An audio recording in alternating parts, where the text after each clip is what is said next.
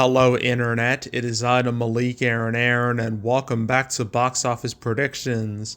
Today, we're going to be talking about Better Man. So, as usual, we're going to be going over the pros and cons. So, let's get to it. Pros. Well, reviews for this movie are quite good. It has an 88% critic score, 94% audience score. Can't call that a con, obviously. There's no cinema score to talk about because this movie isn't opening in enough theaters to get a cinema score. Apparently, need like 1,500. This doesn't have that, so can't talk about the cinema score. But critics, audience wise, it's more than rock solid. So I'll label that as a pro. Um, well, I mean, there's no direct competition for this thing. I mean, yes, I know we already had a musical biopic like a few weeks ago, A Complete Unknown, but that was a few weeks ago, so it's kind of old news. And this weekend, all we really got is like Den of Thieves 2, and that's kind of it. I mean, I guess there's Last Showgirl, but I doubt that's gonna make much of an impact. So yeah, it's a pretty bland weekend, to say the least.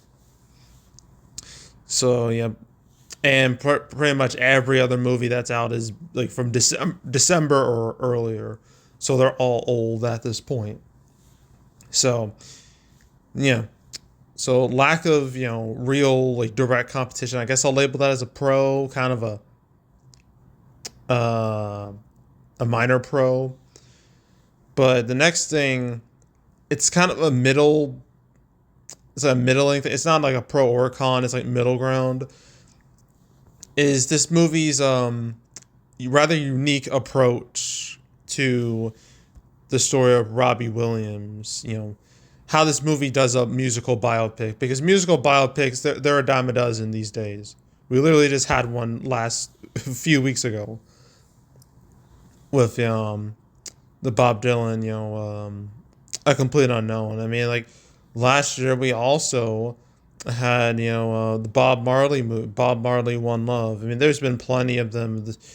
Just to name a few off the top of my head: Bohemian Rhapsody, Straight Outta Compton, Rocket Man, um, Walk the Line. There's a lot of them. There's no shortage of these things. We're gonna have another one this year, the Michael Jackson biopic. But this one does something a little different compared to all of them. And it's the fact that the main guy, Robbie Williams, he's not being just portrayed as just like as a human. The people behind this movie were like, what would be different? What would be cool if Robbie Williams was portrayed by a monkey, by a chimpanzee. Let's do that. And so that's why the movie looks like this. And it's definitely different.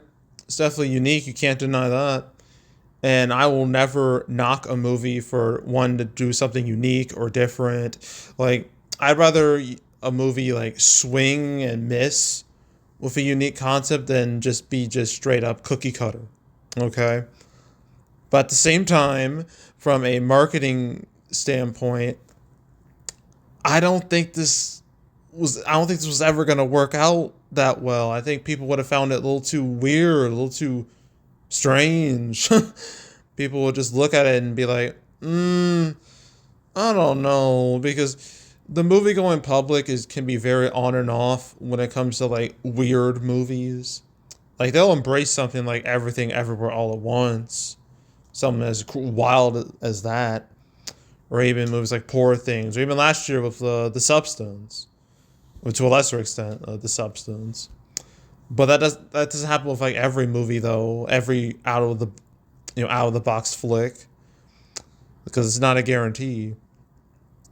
So yeah, I feel like this movie's unique approach. I mean, it's kind of cool, but at the same time, it could be a bit of a turnoff for like most mainstream audiences. So that's why I put it as like a middle ground thing.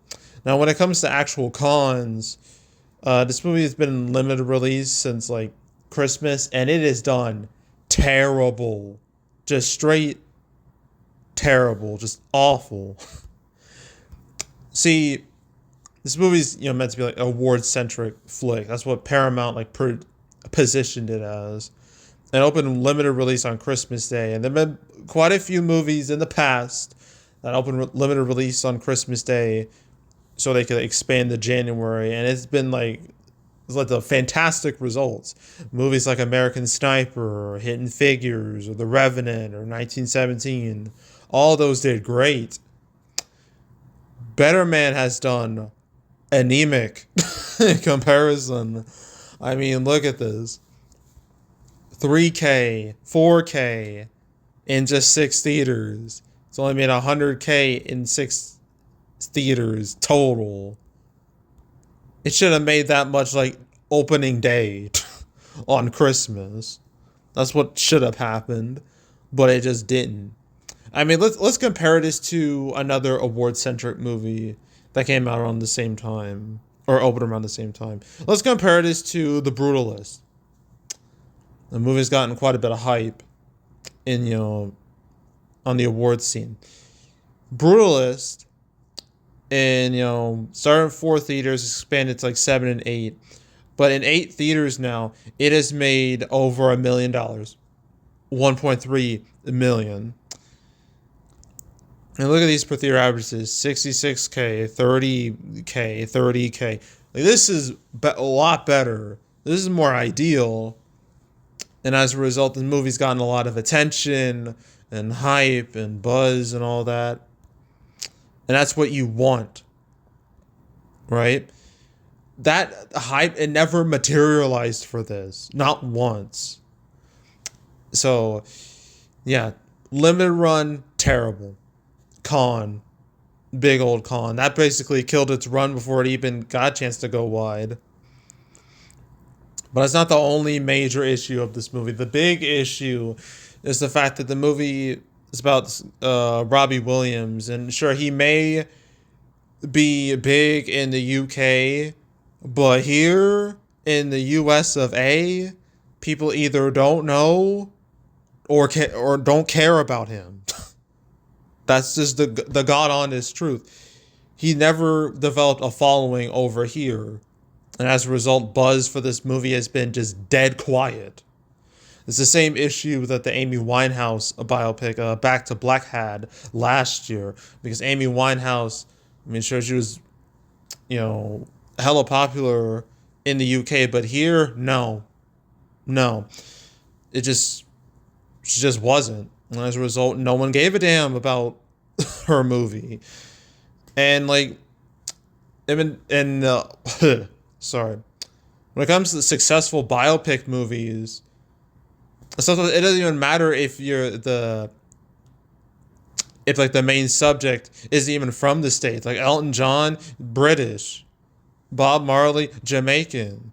Doesn't matter. Like those two guys, their music translated very well here in the States. People know their songs here. They play their songs constantly. Robbie Williams, that never happened with him. And so as a result, no one gives a fuck. No one cares. So that was going to kill this movie more than anything else, is the fact that no one here knows who Robbie Williams is. He's never had like a real impact in the States. So, yeah. So Robbie Williams and his lack of an audience in the States, that's a con. Huge con. Bigger than anything else. And I guess I can mention its theater count. I mean, it's not like abnormally like super duper low, but it's lower than you would expect for something like this. I think it's only in like 1,300, 1,200, probably in between. Yeah, only like close to 1,300, which is pretty low. Well, fairly low. So, yeah, lowish theater count. I will label that as a con. And I think that's it. So opening weekend, from early numbers say this is gonna only make $1 million this weekend. Oh, I forgot to mention, there's this applies to every movie this weekend. as you know, the weather has been real shit across the states. In some states it's just winter weather. Like my state, same thing. It snowed quite a bit earlier, yesterday. So you got that, to deal that headache to deal with. But what's even worse is that you obviously everyone knows about this point. I don't know how you don't, but in LA's on fire pretty much. The wildfire's been going on for days. It's been just terrible. People have died, people lost their homes and shit. It's awful. And it's seemingly no end in sight. Hopefully it ends sooner rather than later, but you can only do so much at this point. And as a result, a bunch of shit got canceled, a bunch of premieres and events and shit. It's bad. And since LA is one of the biggest movie markets like in the states, like that in New York, yeah, that's gonna have a bit of a detrimental effect on the weekend box office. That and bad weather, just winter weather. How much of an effect I can't say for certain, but it will have a negative impact because bad weather in any form will always lead to a negative impact. So yeah, external factors, weather, winter weather, and LA wildfires. Yeah, those are cons for every movie coming out. Pretty much every movie that's in release right now. So yeah, one I forgot to mention that. I definitely should have mentioned it earlier, but I'm glad I mentioned it now. But yeah, this is projected to make like $1 million this weekend. I'm gonna go with that too. And it's total.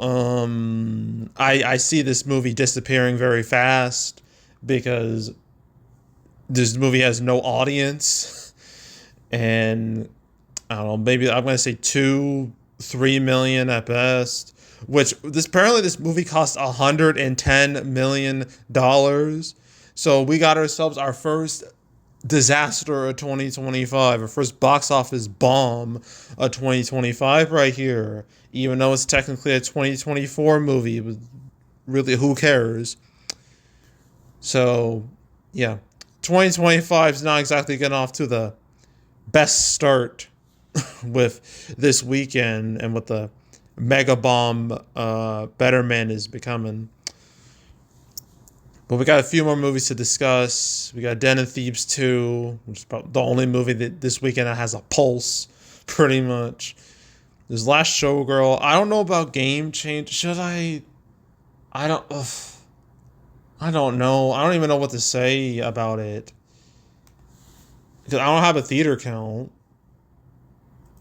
So I don't know how many theaters it really. Apparently, it's a wide release, but I don't know. I don't know.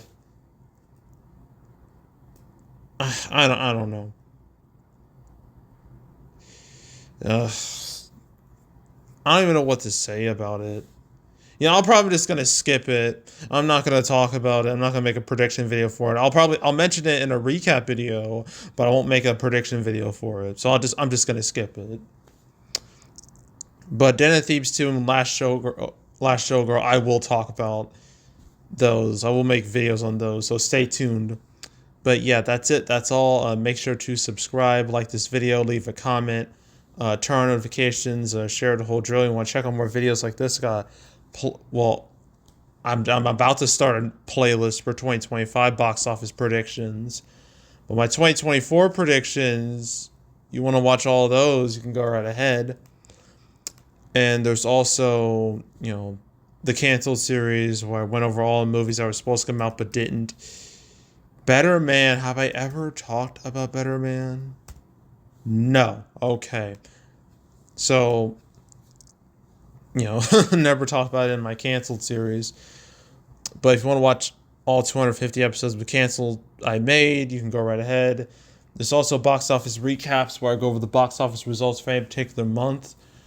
My December recap, I'm planning on doing that Saturday. That's the plan. And then my 2024 two-parter recap winners and losers. That'll be a week or two afterwards. I can't say what day I'll exactly do it, but it'll be within 2 weeks. So stay tuned for those videos. But if you want to watch any of the past recap videos I made on the channel, you can go right ahead. And yeah, that's it. That's all. I am out. Goodbye.